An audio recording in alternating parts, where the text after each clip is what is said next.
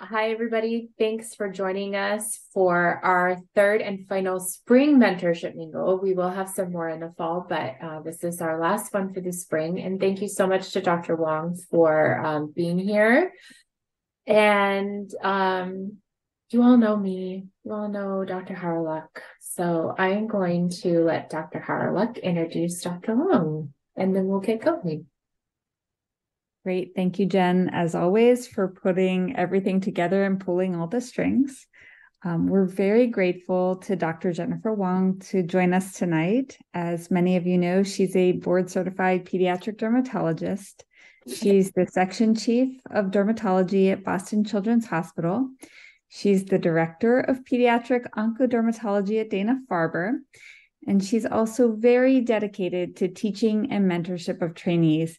She currently serves as the program director of the Harvard Combined Dermatology Residency Program. Jen is a fantastic mentor. I actually remember bothering her many years ago as a resident and then as a fellow when I was embarking on a many-year study of Spitz-Nevi. But it's been great to work alongside you now. And actually, this talk tonight came because we were brainstorming ideas of interesting topics for the mentorship forum. And I was very lucky that Jen had this incredible idea to speak with us. And I'm very grateful for you to actually make the time to do it. Many of you know that at Pedra, Jen's very active. She's an active investigator, especially in the skin tumors and reactions to cancer therapies focused study group. In addition to being a leader in Pedra, she's currently leading the Equity, Diversity, and Inclusion Initiative and is also a board member. So we're really grateful. Thank you, Dr. Huang, for joining us, and we're looking forward to your thoughts.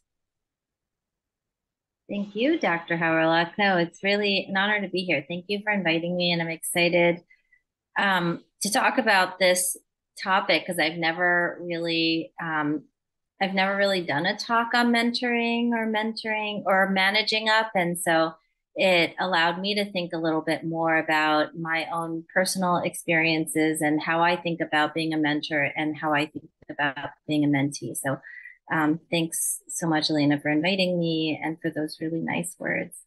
So again, thanks for inviting me. I'm going to talk today about mentoring up. So kind of a version of managing up, but really thinking about the mentoring relationship. So I wanted to just first share a couple of personal things. So one of the most important things that I feel I've been fortunate to have in my career is incredibly strong mentorship. And these are just photos of just a couple of people that have been really important in my career and have become good and close colleagues and friends of mine. So on the left is Dr. Mary McCord, who, when I was a pediatrics resident, she was my continuity clinic preceptor, and she's a general pediatrician, and always just found time for me in between patients, before or after.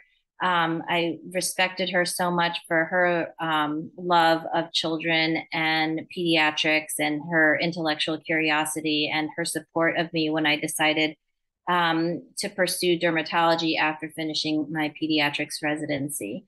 And then on the top right, you might recognize a couple of these people, Dr. Paller and Dr. Garzon, who Dr. Garzon was at, and still is at Columbia, where I did my pediatrics residency. And when I realized I was interested in dermatology, became a real advocate for me and gave me such incredible advice and connected me with Dr. Paller, who I worked with for a research year and continue to be, really, I still consider her a very important and close mentor of mine. She's always willing to give me time if I ask for it. And again, this is just, these are just three of many dozens and dozens of people that I feel I can call mentors and people who've really changed the direction of my career. And then, I know we're going to talk about being a mentee, but I just wanted to highlight what I think, what my definition is of a good mentor. And so as I think about those three people, in addition to others, I really feel like a good mentor is someone who truly believes in me. And that means like no matter they see my strengths and they also see the areas I can improve upon. And because everybody has areas to improve upon, and but regardless of the, however many things I need to work on, they truly believe I can improve and be the best person that I can be and achieve the goals that I want to achieve. And they also are willing to communicate honestly with me, give me feedback, tell me that I do need to improve, and also, kind of pump me up when I need it, when I'm not feeling sure about myself, giving me some confidence to feel like it's possible to achieve what I want to achieve. And then, regardless of, whether my goals and their career goals are the same, a good mentor for me has been someone who really just wants the best for me. And a lot of that is just finding, professional fulfillment. And maybe what I thought I wanted isn't ultimately what's best for me. But they have that in mind when they give me advice and really think about, what is the best direction for me to go in, given, who I am and what my talents are, and are able to think about it from that frame instead of maybe what, they, in their own opinion, is best for them. And I really like this quote. One of the greatest values of mentors is the ability to see ahead what others cannot see and to help them navigate a course to their destination. And this is a well-known author on leadership. But I thought that was such like a great summary of how mentors can do the job that they do, which is, they have experience and perhaps some wisdom that I haven't had yet, and they can see like that I'm about to head into the right direction or the wrong direction, and help me figure out what the best path is in order to achieve my goals based on their wisdom and experience. And on the flip side, in addition to being a good mentor, in order to have a good mentoring relationship, it's important to be a good mentee. And I'll first say that I have not always been successful as a mentee. And I think all of us, if we kind of self-reflect and think about the various relationships that we have had, maybe could say that too. And that's okay. It's okay to think, wow, like I could have done that differently. So maybe I could have made the most of that relationship. And these are just some examples of things that I have not done in prior situations. I have come unprepared for a meeting. I haven't asked for clarification when I didn't understand because I was afraid that I would seem like I didn't know anything. And then I was confused after the meeting. I didn't ask for feedback and didn't know how to improve. There have been times when I just couldn't find a mentor when I was really looking for one and didn't know how. I tend to be a chatty person, and there are times when I've gotten a little too personal. I asked too personal of a question. I make assumptions about people and realize I shouldn't have assumed something. I've had unrealistic expectations of my mentor, what they could do to help me. And then I've also definitely taken up too much time. And we're going to talk about all of these things kind of in a more organized fashion. But I just wanted to first say that, like, as I'm talking about ways to be a good mentee, I want you to know that I have failed in that and have learned from my experience, and have also read an article or two about it. And I based this short talk on this article, which I think is really great. It was recently written by anesthesiologists, but it's really about 12, and I can send out this PDF later. But these authors give 12 tips on how to mentor up, which is basically, as a mentee, how can you have a really successful relationship with your mentor? And I'm not going to go through all 12 tips. I've kind of like read through it and thought myself about what I think is important and come up with a few slides that I think would be my pearls. So we're not going to talk a lot about this, but I just wanted to highlight how important it is to find the right mentors. Because if you don't identify people that are potentially a good fit for you from the start, it's hard to build on that with all these other tips. And some thoughts about that are, when you think about who a potential mentor can be, really think about what your needs are in the moment. What are my goals? And in order to achieve my goals, what are my needs? And based on my needs, what kind of mentors do I need? What kind of experience do I need them to have to be able to give me some guidance? And then also, before you reach out to those mentors, try to get some advice from people who might know them or your community and say, hey, like, these are my needs, these are my goals, and I'm thinking about reaching out to these people. What do you think? And you might be surprised by the thoughts that people have in terms of who might be a good fit in the moment and who isn't. But I would suggest, thinking about both of those things before you figure out who you want to reach out to. And then even after that, do a little bit of research about these mentors before you meet them. I like this quote: almost 50% of people stalk their matches on social media before the first date. Well, 100% of you should be stalking your potential mentors before your first meeting.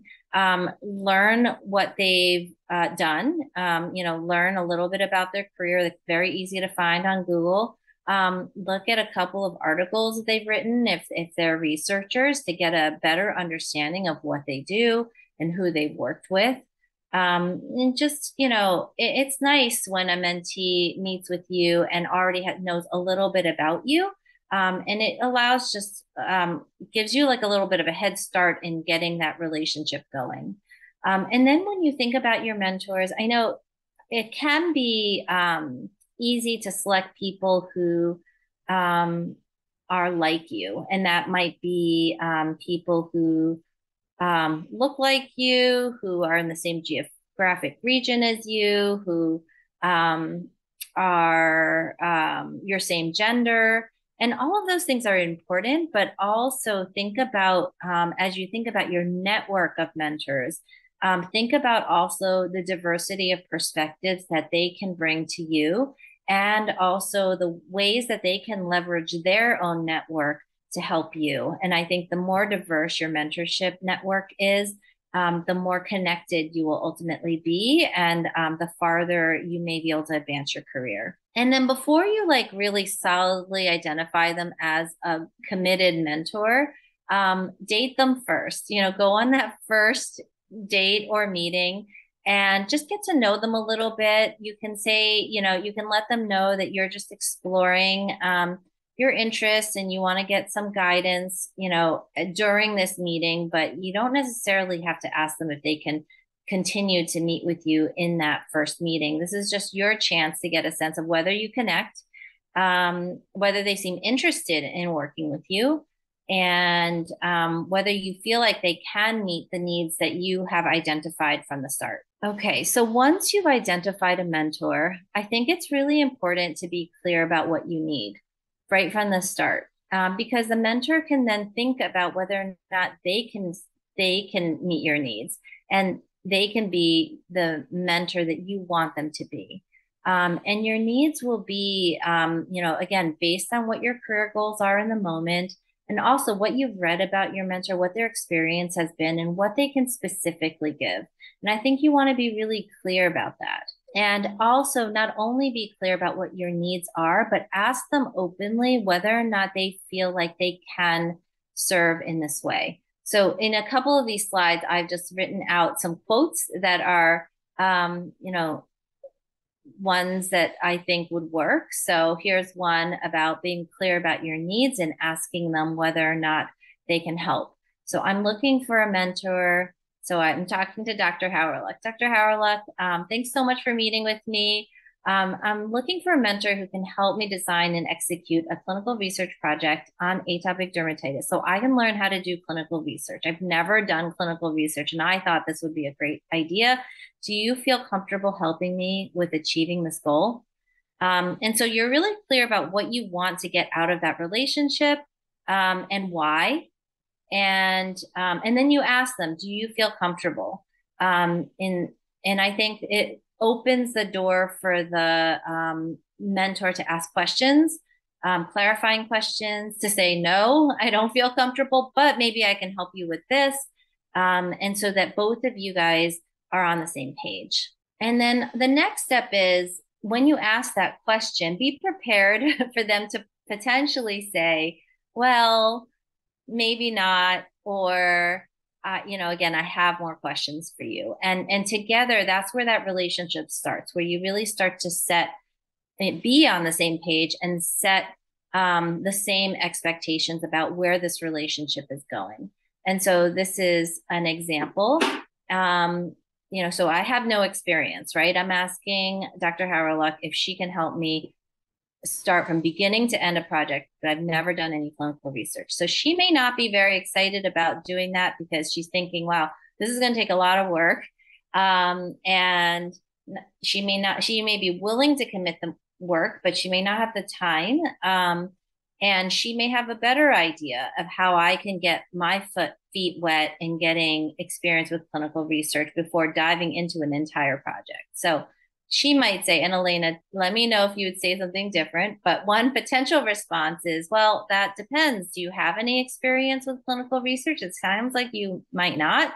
And if not, maybe it would make sense for you to first join me in a project that we're doing right now that I could really use some help with, and that you could learn from with other people who are working on that project. Elena, That's any great. thoughts about this? Yeah, I think that is such a great response, because it's really important to know you want your mentor to be assessing where you are in the process. And so it's a very realistic question. At the same time, my response would probably include something about, let me tell you about this really exciting project on congenital nevi that I'm really interested in, and see if I can spark some interest in maybe finding a way to synergize with the ideas that the student is bringing. Yeah, so Elena brings up a good point of, sometimes you bring up a particular skin condition or other medical condition that, because you think it's a common one, or maybe you're interested, but you're talking to a mentor that has different research interests than what you're bringing up. And so that's where you need to think about whether or not you can be flexible. And I would encourage you to be flexible at this stage of your career, because I think, should be open in learning about all kinds of things. And in particular, like, this is your chance to learn from someone who is an expert at a condition and knows really how to do research on melanoma or congenital nevi. And so again, being open and flexible to what they are able to offer you and teach you is a really great perspective to bring into that first meeting. Then another thing that might come up during this type of conversation, I might respond by saying, this is a really interesting topic that you've proposed, and I know just the person. We have this rock star pediatric dermatologist, Dr. Tina Ho, who's really excited about atopic dermatitis, and I think you should meet them and talk with them first. And a lot of times students might not be expecting to connect elsewhere, but actually, a lot of times faculty will have great connections that can really set your research on a good pathway. Yeah, that's a great point. Now, let's say that you've now established that the person that you're meeting with, you're really clicking. They're excited to engage with you and help you in the way that you're asking. I think now it's important to think about how you're going to continue this relationship, and specifically, what is the best way to communicate with them? Because it's important to know not only whether or not they can meet your needs, but also how you can effectively engage with someone who might be very busy and would really appreciate this question of how can I best communicate with you? So as you're engaging and starting this relationship, do ask what their preferred communication style is, and how often they want to meet or communicate. And then when they share that with you, be the initiator, like take responsibility over doing that. So if they say, you know, I'm really better by email because I have a really hard time putting in-person meetings into my calendar unless it's necessary. Take that on and communicate by email and ask them, like, how frequently do you want me to email? Because and how you could even ask, like, just so I am not worried that you haven't gotten my email. When should I, you know, how often, or how what is your, when do you usually respond? You have to figure out a way to say that without it sounding a little like, when are you going to respond to me? But I think it's important to know, like, some people email back instantaneously and others might take a couple of days, but they've seen your email and you know that, you know, you just have to wait a couple of days to hear from them. If you've established a mentoring relationship, but you realize you've been, like, you're on the wards or you've been involved in something else and haven't been in touch for a while, I think sometimes it can be off-putting to just suddenly lose communication with your mentee. Like, you don't know what happened. They were supposed to be working on something and suddenly you don't hear from them. So even if you can just send a really quick email saying, like, hey, I'm really sorry, I've been busy, this is what's been going on, or just, I will be in touch in a couple of weeks, something has been up. That can be really helpful in maintaining that relationship and open communication. And then in terms of communication, if you're not sure about how to communicate with somebody, I always defer to the more formal mode of communication. So don't text unless somebody has said, you are welcome to text me, because not everybody responds well to that. Sometimes it can feel urgent when it's not. But please, you know, you can avoid mistakes like that if you just ask up front. So if they say, you know, I'd rather do emails and in-person meetings, you can ask, like, you know, when something is urgent, how should I communicate with you, and see if texting comes up. And if it doesn't come up, don't text them. And then also, like, in all of your communications, in particular, if it's like an email or texting, clarify whether or not you need a response. Because again, your mentor could be someone who gets a lot of emails and will respond to some and not others, depending on the email. And so if you're just giving them an update, but you don't need them to respond, just say, like, no need to respond, just want to let you know. Or if you specifically need a response, say that. Say, like, right up front in one of your first lines of your email, say, is it possible for you to help me with this or answer this question? And then unless it's necessary, don't try to communicate on evenings or weekends. And of course, I communicate on evenings or weekends if it's necessary, but if it's a non-urgent issue, wait till the work hours of the weekdays to communicate. And then I just wrote here a quote about, like, how you might ask in a respectful way about the communication and frequency of meetings. So thank you so much for offering to mentor me. Really appreciate it. And I just wanted to ask, what would be the best way to communicate with you, and how frequently do you think we should meet? I'm happy to take ownership over that. I just want to make sure that we're on the same page about how to communicate. All right, so now you've set a way of communicating, and some of those times will be in person or virtual meetings. And it's really important for you as a mentee to come prepared. And these are some ways that you can come prepared to make each meeting really efficient and effective and meaningful to both of you. So the mentee should really be the one setting the agenda. So coming up with a list of things that you want to accomplish during that meeting is important. And then if there's anything you'd like your mentor to review, don't send it like an hour before. Even the night before sometimes isn't, you know, enough time if your mentor is going to be in clinic. Try to send it well in advance, at least like 2 days in advance if you want them to look at something. And if it's like a whole manuscript, more than 2 days before, so that they do have time based on their schedule to take a look. And again, it'll make most efficient use of your meeting. And assuming that you're meeting with some frequency, make sure that you update your mentor on what you've accomplished since the last meeting. It's that, you guys the two of you will set action items at the end of every meeting, and it's nice for the mentor to be reminded, okay, what were the things that you were supposed to do, and how did that go? And did you come across any issues? And did you make the progress that we had agreed to make, since the last meeting? This is really important. Admitting to making mistakes or admitting to delays. It's totally okay. We all do it. I do it all the time. I make mistakes and I'm delayed all the time. It's a problem when you don't admit it.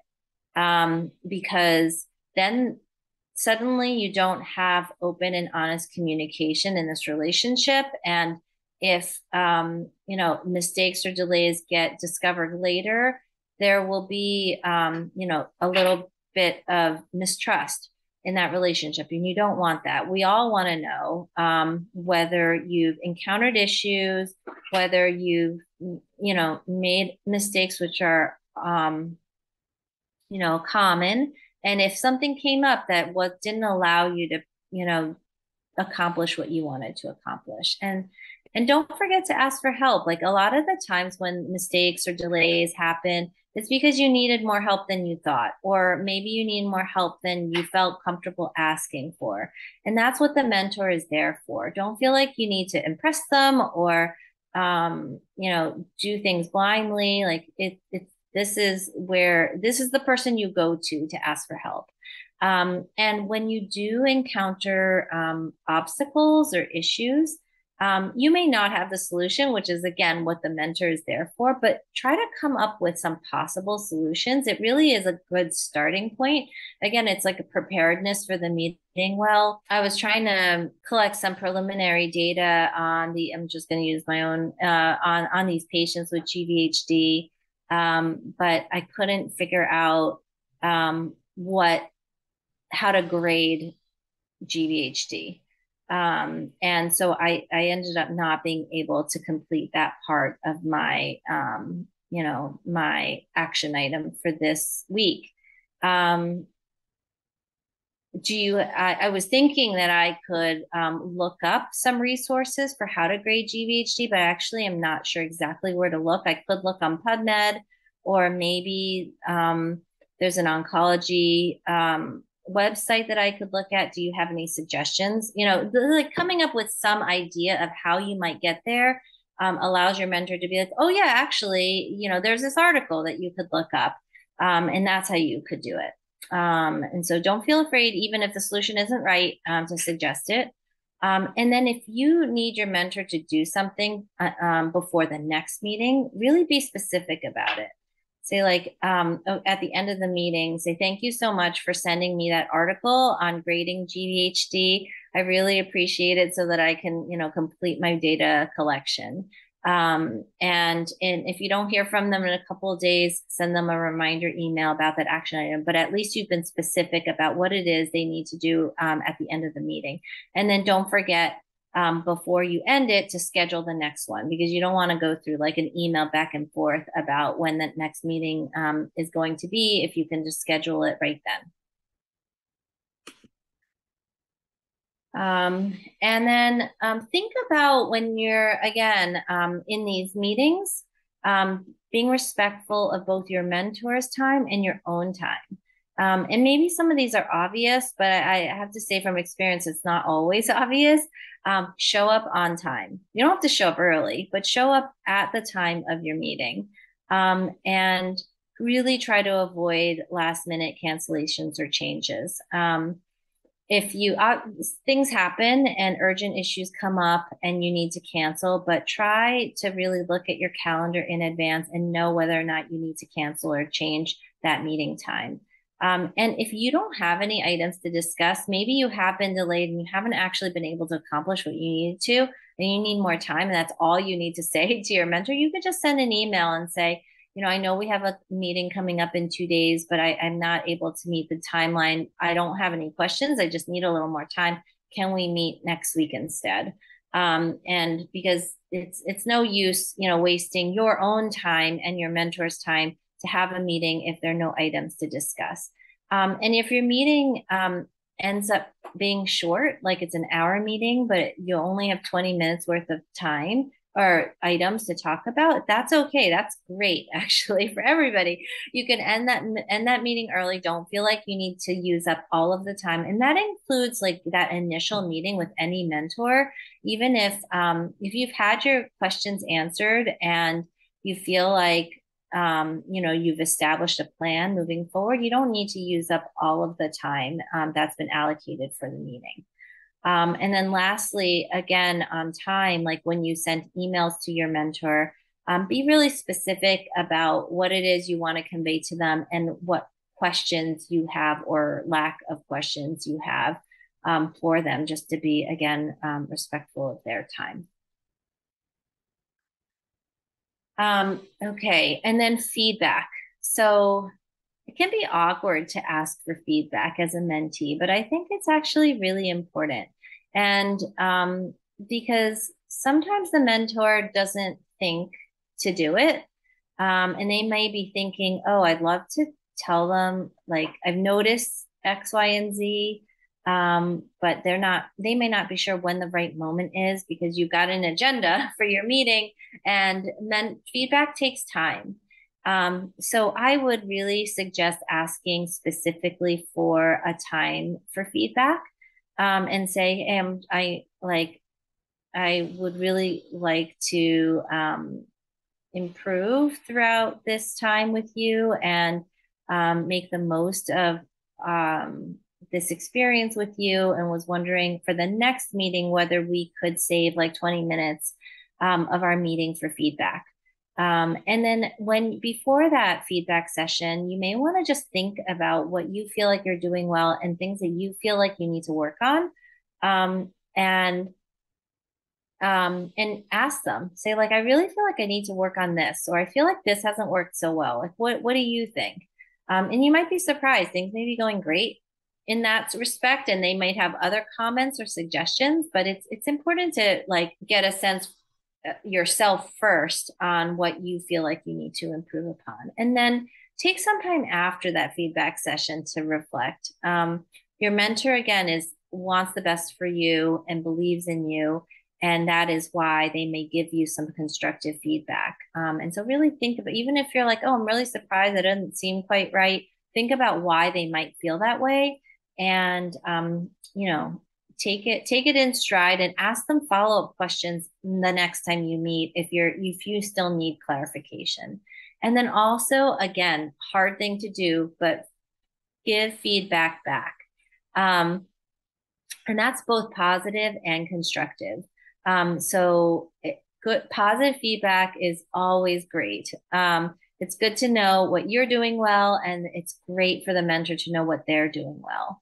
But there are always ways for the mentor to improve, and be specific about it. So I wrote one. I don't know if this is how good this one is, but this is someone who the mentor wants to correspond by email. And they're very responsive, but the mentee is having a hard time really like understanding some of the responses back. And sometimes, these back and forth conversations can be better.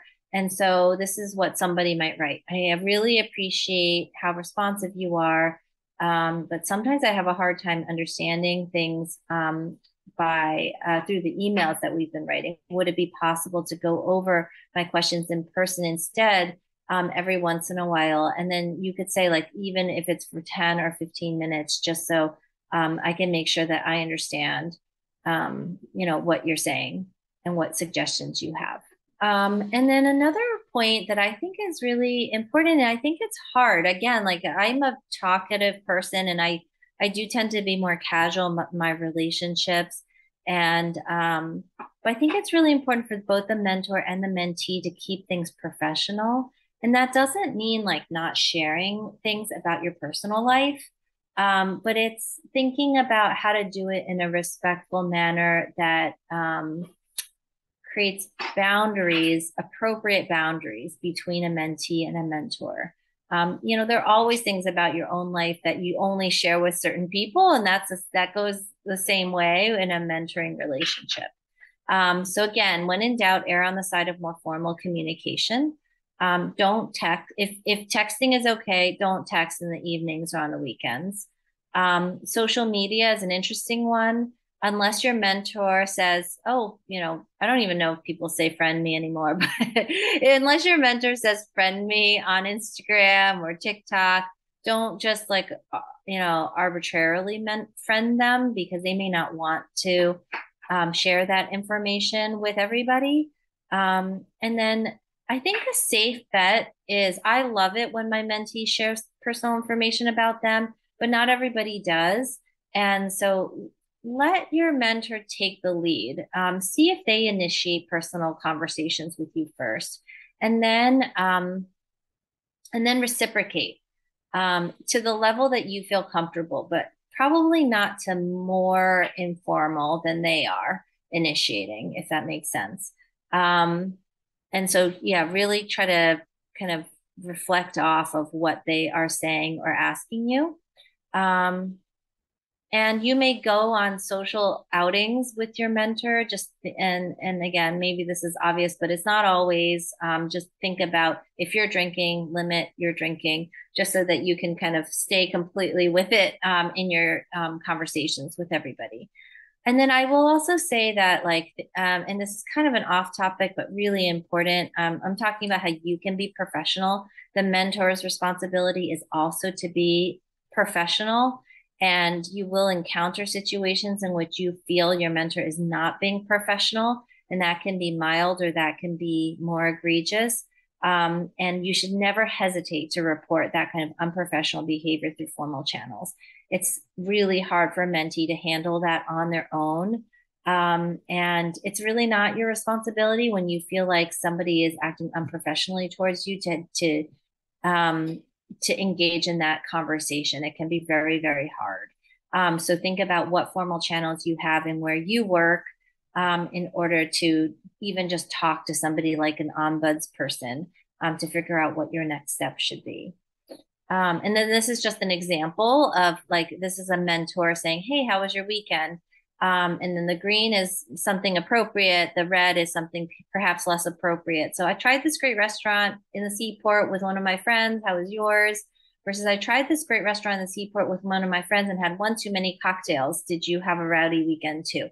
That may not feel quite appropriate if the if the mentor doesn't want to share about their rowdy weekend. And then my last slide is really just to, I hope that all of you find wonderful mentors in your lives. And I know you will, and I hope you find many of them. And when you do, it's so important to show appreciation. Makes you feel good and makes the mentor feel good and allows them to feel like, okay, I can keep doing this, because it's a lot of time and it can be really rewarding, but it is a lot of time for a mentor. So make sure you thank them and show them that you appreciate them. And I don't mean through gifts. Words are great. Words are more than gifts in a mentor's mind. And then pay it forward. Be a mentor yourself. You can do that now at your current stage of your career. And I like this quote from Winston Churchill, which is that we make a living by what we get, but we make a life by what we give. And just think about the ways you can give to your mentor just by showing appreciation and giving to future mentees by being a really good mentor. And I think that's all I have. But thanks so much for having me, and have fun with being a mentee and being a mentor. And please feel free to reach out to me if you guys have any questions. Happy to take any questions now if you have them. Jen, thanks so much. That was fantastic, and really appreciate your perspective on this. I do have a question for you. You gave an interesting approach in terms of engaging a new mentor or mentee and thinking about what a first date is and kind of getting to know them. What does a first date look like in a mentoring relationship? What kind of small project or small experience do you look towards to see if the relationship is a positive one that you'd like to move forward with or not? Mm-hmm. Yeah, great question. So I guess when I was thinking about a first date, I was thinking about like just that very first meeting, where you haven't even engaged in a project yet. It's really like feeling each other out. You know, you identify what your needs are, what you're looking for, and you see what they say back to you. See if they have the time or whether they feel like they only have the time for this one meeting, or whether their interests are really different or they don't have the skill set that you thought that they did to help you advance. And I think then there's like that next level of, I guess, like, you know, the first month of dating where you may do something like a case report with somebody if that's available, or help them finish up a project, or come shadow in their clinic, because they want to get to know you a little bit better, and as they're thinking about what projects you can be involved in. I think all of that is, you know, the same kind of thoughts apply in terms of figuring out whether or not your relationships mesh, whether the renter truly has time for you, whether you feel like you can have open communication with them, you know, how that experience went. But I definitely think that you should do that before engaging in a bigger project. That's great and super helpful for the dating advice. I do have one more question and I don't want to hog them all, but I can't help but hold this one in. Let's say we are meeting in a mentoring relationship, and I discover that there's an incredible grant opportunity coming up through Pedra, and it's like a week and a half away, and that's really tight. Yeah. How do you handle that tight deadline? I guess, what would you suggest to someone who is a mentee trying to mentor up and make something happen?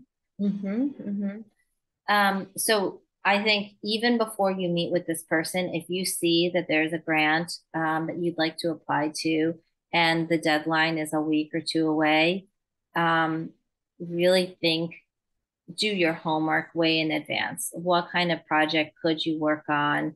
Have ideas of what you could do. Get some advice from others as to whether your project is feasible before because you really want a yes at that first meeting, right? You don't want to like send me what you have in a few days, because then you're just out of time and you've got to now work on things. So get some thoughts from other people about whether, you know, a friend who has done a grant before, look at their grant.